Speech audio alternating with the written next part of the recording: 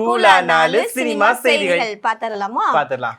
Livingston sir இப்போ ஒரு விஷயத்தை வந்து ஷேர் பண்ணியிருக்கிறாங்க இந்த ரீசன்ட் டேஸ்ல. எதை பத்தி? என்ன அப்படின்னா, அவங்க 2 வீலர்ல போயிட்டு இருந்தாங்களாம். இப்போ 4 வீலர்ல ஃபர்ஸ்ட் டைம் போனது வந்து உன்னதமான ஒரு மனிதர் கேப்டன் அவங்களாலதான் அப்படின்ற மாதிரி வந்து விஷயத்தை ஷேர் பண்ணியிருக்காங்க. கேப்டன்னாலே ஒரு ஒரு பாசிட்டிவிட்டி எல்லாமே வந்து நல்லபடியா தான் சொல்லியிருக்கிறாங்க. எனக்கு வந்து வாய்ப்பு கொடுத்தாங்க, எனக்கு சாப்பாடு போட்டாங்க, ட்ரெஸ் வாங்கி கொடுத்தாங்க, எனக்கு கார் வாங்கி கொடுத்தாங்க. இது மாதிரி நல்ல விஷயமா தான் வந்து எல்லாருமே ஷேர் பண்ணியிருக்கிறாங்க. ஸோ இவங்களுக்கும் ஒரு நாள் லிவிங்ஸ்டன் சாருக்கு வந்து ராவுத்தர் அவங்க இந்த கம்பெனிலேருந்து கால் வந்திருக்கு. இவங்க போயிருக்காங்க. இவங்க ஜஸ்ட் போனப்ப விஜயகாந்த் சார் லிவிங்ஸ்டன் சாரை பார்த்து சுந்தர புருஷன் இந்த மாதிரி எனக்கு வந்து ஒரு படம் பண்ணணும் முடியுமா? ஆமா, ஹீரோயின் தான் ஞாபகம் இருக்கும் ஐயாவுக்கு. ஆமா, ரம்பாவும் லிவிங்ஸ்டன் சாரும் நடிச்ச திரைப்படம் தான். இது மாதிரி எனக்கு வந்து ஒரு படம் பண்ணணும் முடியுமா அப்படின்னு கேட்டிருக்காங்க. ஸோ ஃபர்தரா வந்து லிவிங்ஸ்டன் சாரும் ஒரே ஷாக் அவங்களுக்கு இனிஷியலா. ஸோ நம்ம படத்தை பத்தி அது மாதிரி ஒண்ணு பண்ணணும்னு வந்து இவங்க கேக்குறாங்க, கேப்டன் கேக்குறாங்க அப்படின்றதே இவங்களுக்கு மிகப்பெரிய ஷாக். அதோட நிறுத்தாம அதுக்கு எவ்வளவு அமௌண்ட் ஆகும், 7.5 ஆகுமா அப்படின்னு கேட்டிருக்காங்க. 7.5னா 7,500 சொல்றாங்களா இல்ல 7.5 லட்சத்தை சொல்றாங்களான்னு இவங்களுக்கு ஒரே கன்ஃபியூஷன். 7 லட்சம் சாதாரண அமௌண்ட் தானே? அல்ல, இப்ப சாதாரண அமௌண்ட். இப்ப வந்து 7.5 கோடி தான் பெருசு. ஆனா இப்ப எப்படி 7.5 கோடியோ அப்ப 7.5 லட்சம். சோ 7.5 லட்சம்னு சொல்ல மாட்டாங்க, அவ்வளவு அமௌண்ட் தேவைப்படாது. 7,500 பத்தாது, என்னவா இருக்கும்னு யோசிச்சுட்டு இருக்கும் போதே சரி அவர்கிட்டயே கேட்டரலான்ட்டு 7.5 லட்சமா சார் அப்படின்னு கேட்டோன்னே ஆமா 7.5 லட்சம் தான் போதும்ல அப்படின்ற மாதிரி கேட்டாங்களாம். அவருக்கு இன்னும் ஹாப்பி ஆயிடுச்சான். ஷாக் ஆயிருப்பாருல கண்டிப்பா. ஷாக்குடன் கூடிய ஹாப்பி அப்படின்னே சொல்லலாம். அடுத்ததாக பாத்தீங்கன்னா, நீங்க எதுல வர்றீங்கன்னு கேட்டப்ப 2 வீலர்னு லிவிங்ஸ்டன் சார் சொல்லியிருக்கிறாங்க. சரி ஓகே, நான் வந்து ஒரு கார் வாங்கி தர்றேன், இனிமே கார்ல தான் வரணும் அப்படின்ற மாதிரி சொல்லியிருக்கிறாங்களா. சோ ஷாக்குக்கு மேல ஷாக், ஹாப்பிக்கு மேல ஹாப்பி. ஆக்சுவலா கண்ணா 2 லட்டு தின்ன ஆசை அப்படின்ற மாதிரி இருக்கு. அந்த மாதிரி படமும் பண்ண போறோம், அதுக்கு அமௌண்ட்டும் முன்னாடியே வந்து கொடுத்துட்டாங்க. பணத்துக்காக அலைய தேவையில்லை. நமக்கு 2 வீலர்ல இருந்து 4 வீலருக்கு வந்து நம்மள வந்து அப்கிரேட் பண்ணிருக்காங்க. ஏன்னா இப்ப பொதுவாவே பாய்ஸ்க்கு வந்து வெஹிக்கிள்ஸ், அதுவும் 2 வீலர் 4 வீலர் இதெல்லாம் வந்து ஒரு கிரேஸ் அப்படின்னே சொல்லலாம். அது எந்த காலமா இருந்தாலும் அதுல ஒரு கிரஷ் அப்படின்னே சொல்லலாம். இப்ப கேடிஎம் பைக் வந்து ஓட்டணும், பென்ஸ் கார் ஓட்டணும்னு ஆசை இருக்கிற மாதிரி அப்ப ஜஸ்ட் கார் ஓட்டணும், அது அம்பாசிடரா இருந்தா என்ன, எந்த காரா இருந்தா என்ன, கார் ஓட்டணும் அப்படின்ற ஒரு ஆசை எல்லாருக்குள்ளே இருக்கும் தானே.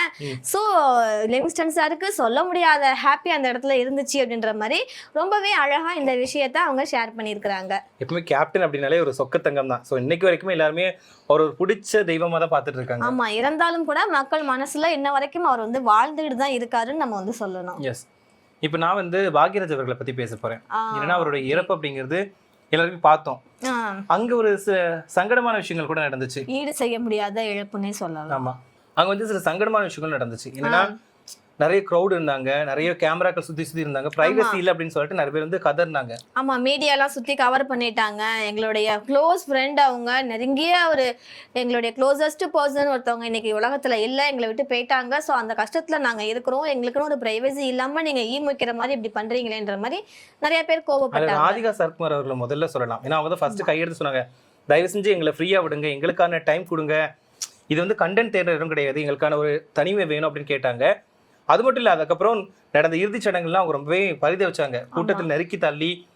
இப்போ வந்து என்னன்னா அதுக்கு நிறைய பேர் வந்து எதிர்ப்பு சொன்னாங்க, தயவு எல்லாமே எப்படி பண்றீங்க, அவங்களுக்கான பிரைவசி கொடுக்க மாட்டீங்க, மீடியாக்கள் எல்லாமே பண்ற தப்பு இதுதான் அப்படின்ற மாதிரி எல்லாருமே அவங்களுடைய கருத்துக்களை சொன்னாங்க. இப்போ சிவாஜி கணேசன் ஐயா இருக்காருல்ல, அவர் இறந்தப்பவும் இதே க்ரௌட் இருந்துச்சு. அப்போ கேப்டன் விஜயகாந்த் அவர்கள் என்ன பண்ணாருன்னா, எப்பவுமே ஒரு மாசுல பொதுவா எந்த இடத்துலனாலும் வந்து யார் என்னன்னு பார்க்க மாட்டாரு, தப்புன்னா வந்து டைரக்டாவே சொல்லிடுவாரா. மீடியாவே வந்து காரி துப்பு அப்படின்ற மாதிரி துப்பி இருந்தாங்க, நம்ம வந்து பார்த்திருந்தோம். அங்க கிரௌட் இருந்தோடனே யாராலையும் கட்டுப்படுத்த முடியல. இவர் போனவர் வேட்டி நல்லா மடிச்சு கட்டிட்டு ஒரு துண்டு எடுத்துட்டு போங்க போங்கன்னு சொல்லிட்டு துண்டால அடிச்சு ஒதுங்கினாரு. சோ அந்த மாதிரி ஒதுக்கும் போது வந்து மாசம் எல்லாரும் பார்த்தாங்க. ஏன்னா பாடுறா எவ்வளவு ஒரு தைரியம், எவ்வளவு கூட்டத்திற்கு கூட்டத்தையே கட்டுப்படுத்துறேன்னு சொல்லிட்டு மாசா பார்த்தாங்க. அதே வேலையை தான் இன்னைக்கு வந்து ராதிகா அவர்களும் பார்த்தாங்க. தயவு செஞ்சு புரிஞ்சுக்கோங்க, அவங்க வந்து அவங்களை வந்து எதை திட்டலாம் அடிக்கல, ரெக்வஸ்ட் தான் கேட்டாங்க, புரிஞ்சுக்கோங்க, எங்களுக்கான பிரைவசி கொடுங்க, எங்க நண்பர் வந்து இறந்துட்டாங்க அப்படிங்கிற துக்கத்துல நாங்க இருக்கோம் அப்படின்லாம் கெஞ்சினாங்க. ஆனா அவர் பண்ணா மாசு, நாங்க பண்ணா காமெடியா அப்படின்ற மாதிரி இவங்க மனசு ஆமா என்ன சொல்லியிருக்காரு? இருக்கும் தானே. ஏன்னா அன்னைக்கு அவர் இதே விஷயத்தை தான் அவரும் பண்ணாரு. கூட்டம் கூட்ட வேண்டாம், வழி விடுங்க வர்றவங்களுக்குன்ற மாதிரி பண்ணது வந்து ஒரு மாஸ் அப்படின்ற மாதிரி பார்க்கப்பட்டுச்சு.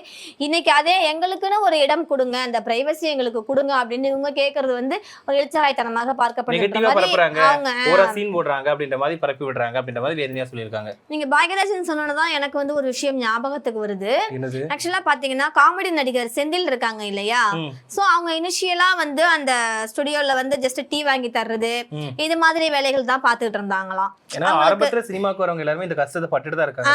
நிறைய அவமானங்கள் சந்திச்சிருப்பாங்கல்ல, சோ அந்த அவமானங்கள் மாதிரி இவருக்குமே எல்லாரும் அவருக்கு முடி கம்மியா இருக்குன்றதுனால சொட்டை டீ வாங்கிட்டு வா, இது வாங்கிட்டு வா, அது வாங்கிட்டு வான்னு அந்த வார்த்தையை யூஸ் பண்ணி எல்லாரும் அவரை இது பண்ணுவாங்களாம். சோ வயசுல சின்ன, அவரை விட வயசுல சின்னவங்க கூட மரியாதை கொடுக்க மாட்டாங்க. ஏன்னா அவர் ஹைட்டு குள்ளமா இருக்காரு, தலையில முடி இல்ல, பார்க்க சொட்ட தலையா இருக்காரு அப்படின்ற மாதிரி அந்த கிண்டல் கேலி கிண்டல் செய்வாங்களாம். சோ பாக்யராஜ் அவர்கள் நம்ம இயக்குனர் ஆனோன்னு இந்த பிம்பத்தை நம்ம மாத்தணும் அப்படின்ற மாதிரி மாத்தி அவங்களுக்கு தூரல் நின்னு போச்சு. இது மாதிரி நிறைய படங்கள்ல வாய்ப்பு கொடுத்து அந்த பேரையே வந்து அவர் வந்து மாத்திட்டாரு அப்படின்ற மாதிரி ரொம்பவே பெருமையா வந்து சொல்லியிருந்தாங்க செந்தில் அவர்கள். செந்தில் அவர்கள் வந்து அதுக்கப்புறம் பாத்தீங்கன்னா நிறைய காமெடி படங்கள் நடிச்சிருக்காரு.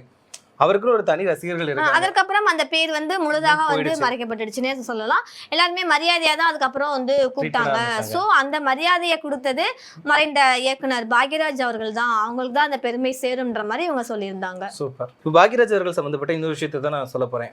அவருடைய இறுதிச் சடங்குல வந்து ஒருத்தர் தான் ஸ்டார்டிங்ல இருந்து எண்டி வரைக்கும் நின்று பார்த்தாரு.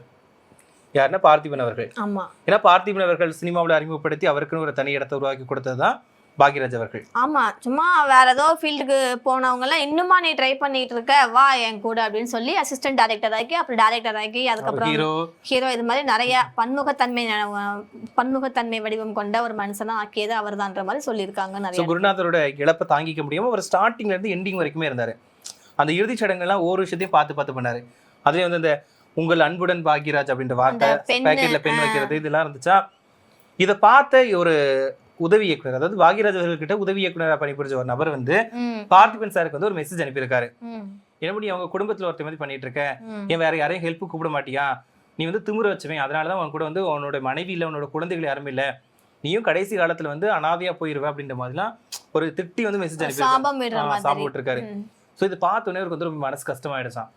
யார்ட்டையும் அந்த வெளியே சொல்லல, நான் சாந்தன கிட்ட மட்டும் இந்த மெசேஜை காட்டினேன், எனக்கு தான் அந்த விஷயம் மெசேஜை படிச்ச உடனே ரொம்ப கஷ்டமா இருந்துச்சு. என்னன்னா என்னோட குருநாதருக்காக தான் அந்த விஷயத்தெல்லாம் பார்த்து பண்ணேன், அதை கூட புரிஞ்சுக்காம அவங்க இப்படி எல்லாம் பேசுறாங்க அப்படின்னு வருத்தமா இருக்கு அப்படின்ற மாதிரி சொல்லியிருக்காரு.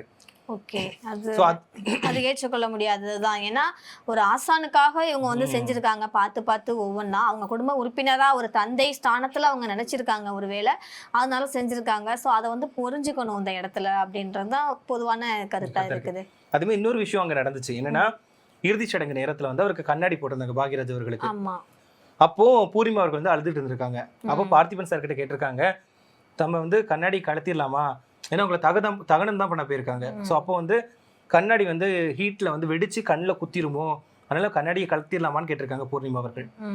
என்னன்னா அந்த அளவுக்கு பாசம் இருந்திருக்கு. எப்படி கடைசி நேரத்துல கூட தன்னோட கணவர் கண்ணில் குத்திருமோன்னு பயந்துட்டு. ஆமா, உயிர் இல்லாத உடம்புல கண்டிப்பா எந்த வலியும் தெரியாது. நம்ம தண்ணி எடுத்து அவங்க தலையிலே ஊத்துறோம், ஆனா அவங்க அவங்களுக்கு மூச்சு விட முடியாதனால மூச்சு முட்டாது. அது மாதிரி கண்ணாடி குத்துனாலும் அந்த கீரல் அந்த ரத்தம் வராது, அந்த வலி வந்து அவங்களுக்கு தெரியாது அப்படின்றது அவங்களுக்கு அந்த உணர்ச்சியை தாண்டி அந்த பாசம் அந்த இது வெளிவந்தோடனே அவருக்கு வந்து பதில் சொல்லவே முடியலையா. இப்ப நமக்கு அதுக்கு என்ன பதில் சொல்லணும், அவங்கள மனசு தேய்த்துட்டு நம்ம என்ன பதில் சொல்லணும்னு தெரியவே இல்லையா. ஸோ இருந்தாலும் இல்லை மேம் வேண்டாம் இருக்கட்டும் அப்படின்னு சொன்னாராம். ஸோ இந்த மாதிரி விஷயங்களும் அங்கே நடந்திருக்கு.